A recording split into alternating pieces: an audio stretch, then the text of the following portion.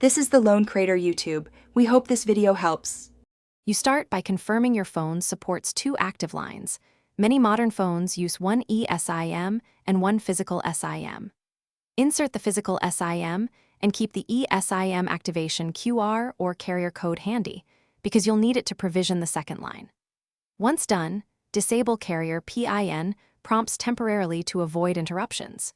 Make sure you're on Wi-Fi for eSIM downloads to avoid data charges, and backup contacts so no information is lost. You'll now activate and configure both lines. Scan the eSIM QR or use the carrier app to add the second profile.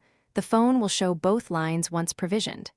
Next, label each line clearly so you can choose for calls or messages. This helps you avoid accidental billing or message mixing. Then, set which line handles mobile data and which is default for voice or SMS. If you want roaming control, choose the non-roaming line for data. This prevents surprise charges. You finish by testing both lines. Call and text from each label and browse to confirm mobile data uses the intended SIM. Once verified, adjust per app settings for mail, messaging, or maps to use preferred lines. If one line fails, restart the phone, toggle airplane mode, and reselect the SIM in settings. These steps often restore service.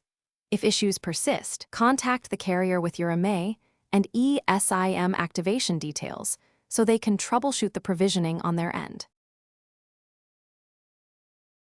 Thanks for watching. Consider subscribing if we helped you.